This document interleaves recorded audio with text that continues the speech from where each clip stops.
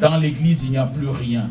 Oh oh, je lui ai dit, mon frère, mais le prophète est mort, mais le Seigneur Jésus-Christ est vivant.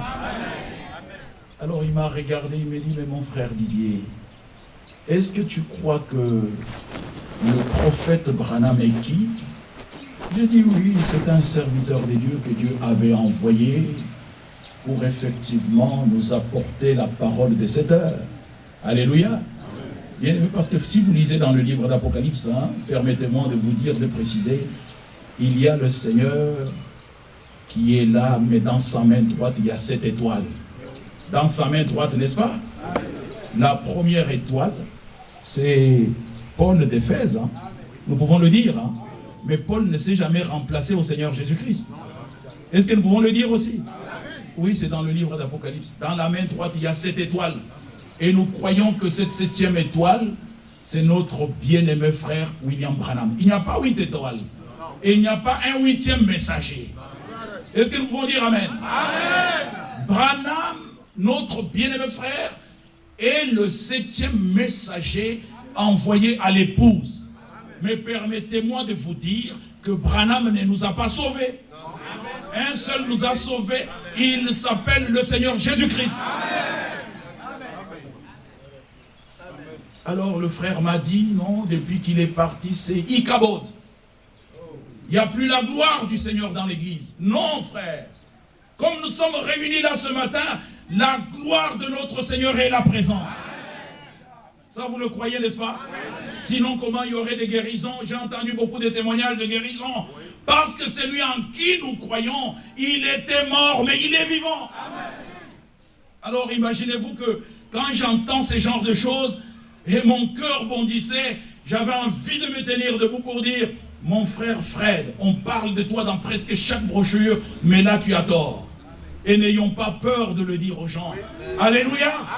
Oui, bien-aimés frères. Aussi grand que soit un prophète, personne ne remplacera notre Seigneur Jésus-Christ. Il est le seul Dieu véritable et la vie éternelle. Que Dieu soit loué. Et nous pouvons le dire avec assurance. Il y a une tombe qui est vide. Et cette tombe est la tombe de notre Seigneur Jésus-Christ. C'est tout ce que j'avais dans le cœur, que je voulais dire à mon frère, qui m'a dit, William Branham est autrement. Et je voulais comprendre ce qu'il est réellement. Alors que nous étions en train de parler, j'ai dit, mais mon frère, j'ai une question à vous poser.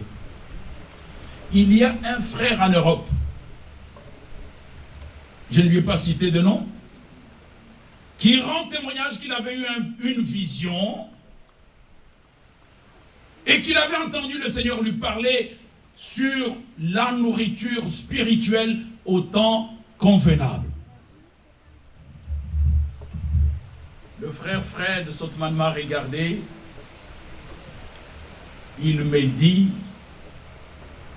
frère Didier, je connais ce frère.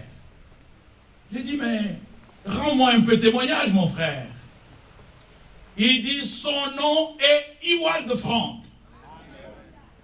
Amen. J'étais heureux. Gloire à Dieu. Son nom est Ewald Frank. Quand le prophète Branham lui a dit ce qu'il avait vu en Allemagne, moi j'étais là.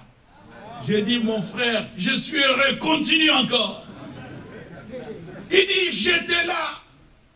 Quand le prophète de Dieu lui a dit que c'est lui qui devait prêcher la parole et emmagasiner la nourriture.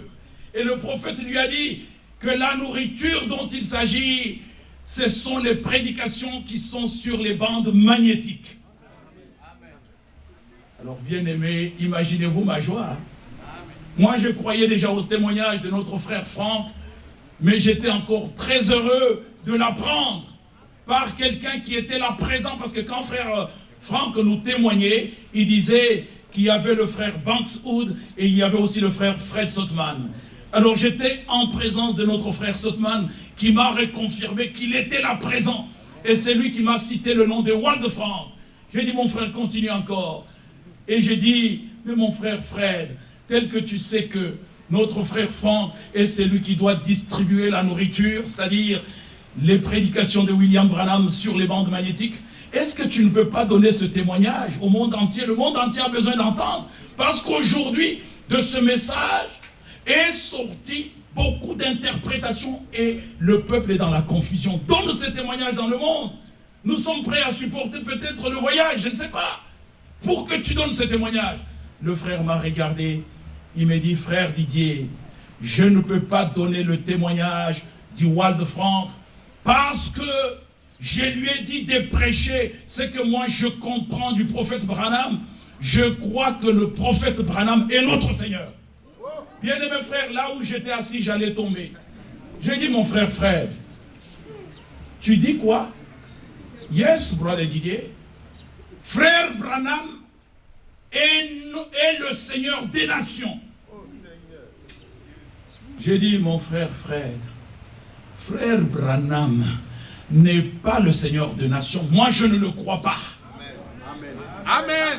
Alors, bien-aimé frère, n'ayez pas peur de dire ce que le Seigneur t'a révélé dans sa parole. Et il m'a regardé, il dit, mais frère Didier, dis-moi, qui, selon Apocalypse, doit révéler les sceaux? Hey. Que Dieu soit loué. Amen. À chaque question biblique, il y a la réponse biblique. Amen. Il me dit, frère Didier, dis-moi, qui doit révéler les sceaux selon Apocalypse? J'étais heureux. J'ai dit, Seigneur, je vais donner ta réponse. Amen. Je lui ai dit, mon frère, selon la Bible, c'est lui qui doit prendre le livre et en rompre le sceau. C'est le lion de la tribu de Juda. Amen. Et quand je dis là, ça frère, quand tu dis les choses que la Bible dit, même le ciel est avec toi. Amen. J'ai dit, c'est lui qui doit rompre les sceaux. C'est le lion de la tribu de Juda. Et quand Jean l'apôtre a regardé, il a vu un agneau qui était là comme immolé. Et l'agneau n'est pas William Branham. Amen. Jamais. Cet agneau a été présenté par Jean-Baptiste. Il a dit, voici l'agneau de Dieu qui ôte le péché du monde. Mais William Branham a confessé, il dit, je ne veux pas être l'antichrist. Parce que de son vivant, il y avait des gens qui pensaient qu'il était le Seigneur. Il a dit, je vais abandonner le ministère. Et vous serez responsable de tous ceux qui ne viendraient pas à la parole. Moi, je ne suis pas le Seigneur. Vous connaissez mon père, vous connaissez ma mère. Mais le Seigneur demeure Jésus-Christ. Ça, c'est ce que William Branham a témoigné. Mais il y a des gens qui sont restés avec ça. Et je lui ai dit ça. Il me dit, frère Didier, qui a révélé les sceaux? N'est-ce pas William Branham? La suite de sa question, j'ai dit, non frère. William Branham n'a pas révélé un seul sceau. Est-ce que vous êtes d'accord avec moi? Parce que si vous lisez dans le premier sceau, prêché le 18 mars 1963, vous verrez William Branham qui confesse. Il dit, si le Saint-Esprit n'était pas descendu dans ma chambre, j'allais refaire les mêmes erreurs. Il y a un seul prédicateur qui n'a jamais fait d'erreur, c'est notre Seigneur Jésus-Christ. Mais tout homme, selon la Bible, est menteur. Mais seul Dieu est vrai. Quand il parle au travers de l'homme, c'est le ainsi dit le Seigneur, le ainsi dit le Seigneur reste toujours véritable. Donc j'ai regardé, j'ai dit, mon frère, ça ne peut pas être William Branham. Il m'a dit, frère Didier, tu dois croire que William Branham est le Seigneur des nations. Je lui ai dit, non, mon frère, le Seigneur des nations, c'est mon Sauveur Jésus-Christ. Et puis je lui ai dit, dans le premier sceau, William Branham a confessé que si le Saint-Esprit n'était pas descendu dans ma chambre, j'allais faire les mêmes erreurs.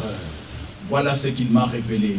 Avant, je disais que celui qui était sur le cheval blanc, le cavalier sur le cheval blanc, qui avait l'arc sans flèche, c'est le Christ, mais le Saint-Esprit m'a dit que c'est l'Antichrist.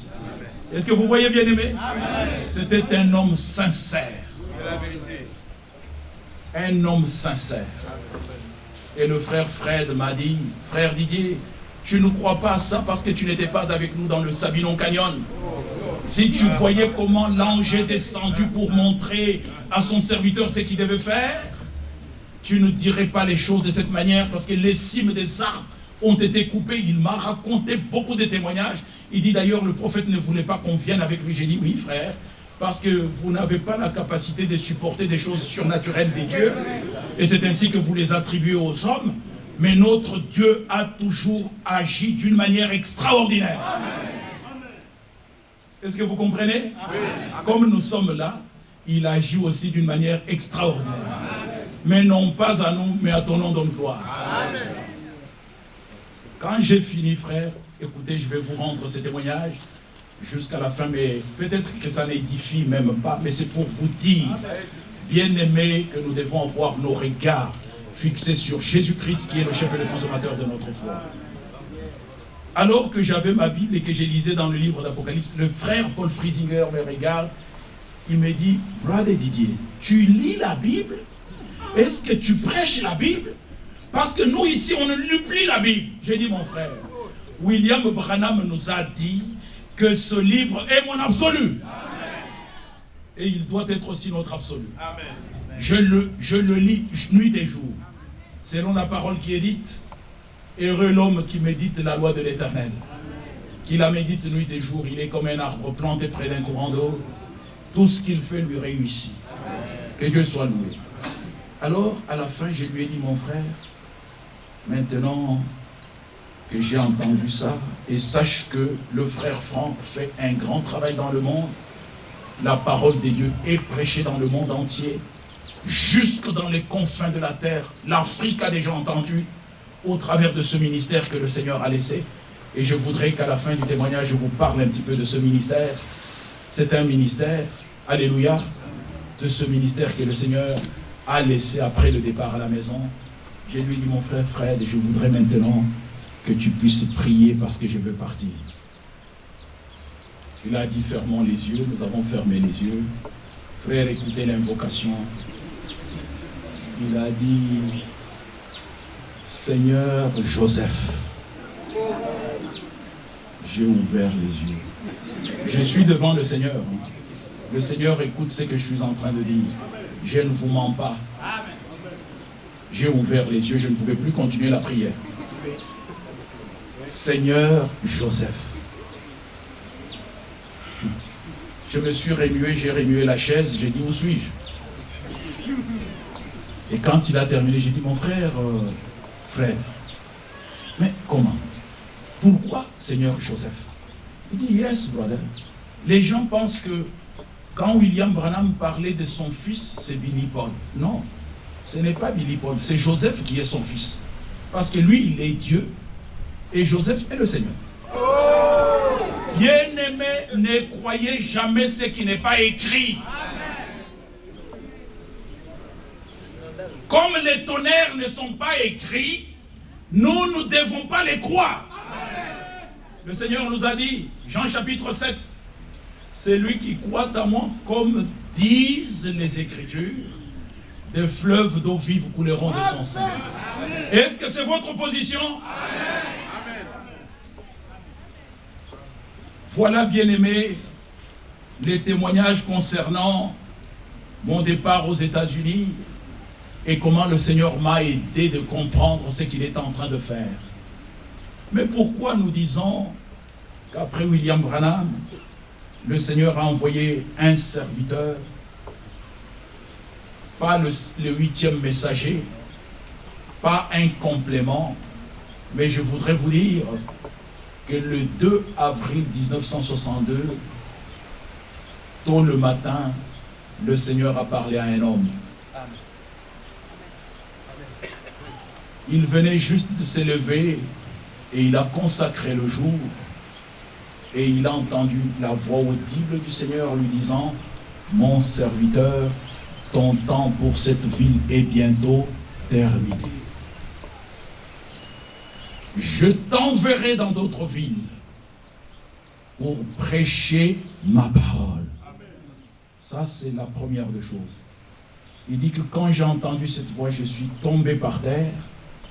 C'est quand je me suis relevé, j'ai regardé dans la même direction et j'ai dit, Seigneur, ils ne m'écouteront pas.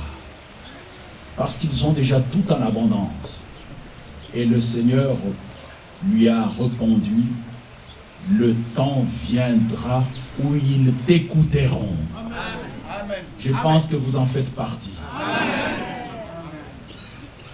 Emmagasine la nourriture, car le temps viendra où tu devras te tenir au milieu du peuple pour distribuer ma nourriture. Notre frère nous a lu dans Amos chapitre 8 verset 11, ce n'est pas la disette du pain ni la soif d'eau, mais la faim et la soif d'entendre mes paroles.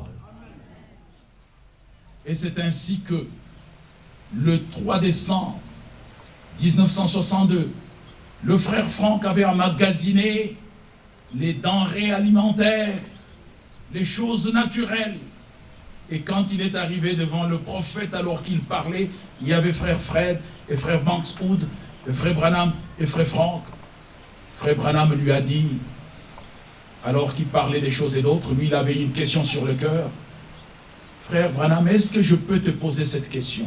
C'est tout ce qu'il a dit. Et frère Branham lui a dit, frère Franck, veux-tu que je te dise tout ce que le Seigneur t'a dit le 2 avril 1962? Le Seigneur t'a parlé, il a dit que tu dois prêcher la parole, alléluia, et tu dois emmagasiner la nourriture, car le temps de la famine arrive. Et cette nourriture, ce sont les bandes magnétiques, alléluia, des prédications que je donne. C'est ça, le message du temps de la fin, alléluia. Et tout de suite après, il lui a dit, mais attends avec la distribution de la nourriture jusqu'à ce que tu aies reçu le reste. On est d'accord? Mais vous avez entendu ce que le Seigneur lui avait dit. Il lui a dit premièrement de prêcher la parole. Oui. Il ne lui a pas dit, attends avec la prédication de la parole, mais attends avec la distribution de la nourriture. Oui. Jusqu'à ce que tu aies reçu le reste. Sinon, nous ne comprendrons pas comment notre bien-aimé frère Branham va engager frère Franck à pouvoir prêcher plus de 2 fois dans le Branham Tabernacle alors que lui était encore en vie. Comment est-ce qu'il va l'engager à aller prêcher parmi les hommes d'affaires du plein évangile à Los Angeles, à Oakland? Bien aimés frères, nous ne pouvons pas comprendre. Donc, pour la prédication de la parole, c'est sans limite. Mais la distribution de la nourriture, il devait attendre jusqu'à ce qu'il ait reçu le reste. Est-ce que nous sommes d'accord? Oui, nous sommes d'accord parce que cela est la vérité. Alors, bien aimés frères, je finis mon témoignage en disant la chose suivante. Quand le Seigneur rassemble son peuple, comme nous l'avons lu dans le livre de Psaume 50, verset 5, et quand nous lisons encore dans Deutéronome, mon frère Mathias viendra, quelques écritures et nous allons prier, c'est notre première réunion. Nous allons prier ensemble. Deutéronome chapitre 4, verset 10. Est-ce que vous aimez la parole? Amen. Nous croyons, bien-aimés frères, moi j'ai grandi sous ce ministère de notre bien-aimé frère Ewald Franck, mais je crois que le prophète messager, c'est William Branham. Amen. Et je peux vous dire que William Branham n'est pas le seul prophète en qui nous croyons. Nous croyons la doctrine des apôtres et des prophètes, Jésus-Christ étant la pierre angulaire. Amen. Parce que William Branham lui-même, sa prédication tout entière, nous a ramené à la prédication des apôtres et des prophètes, Jésus-Christ étant la pierre angulaire. C'est ainsi que nous pouvons dire, selon Ephésiens chapitre 2, nous ne sommes plus des étrangers, ni des gens du dehors, mais nous sommes concitoyens des saints, gens de la maison des dieux. Nous avions été établis sur le fondement au singulier des apôtres et des prophètes, Jésus-Christ étant la pierre angulaire. Ça, c'est l'absolue vérité. Nous sommes dans Deutéronome chapitre 4, verset 10. Lis, mon frère. Deutéronome 4, 10. Deutéronome 4. Nous lisons. Souviens-toi du jour où tu te présentas devant l'Éternel, ton Dieu. Horeb,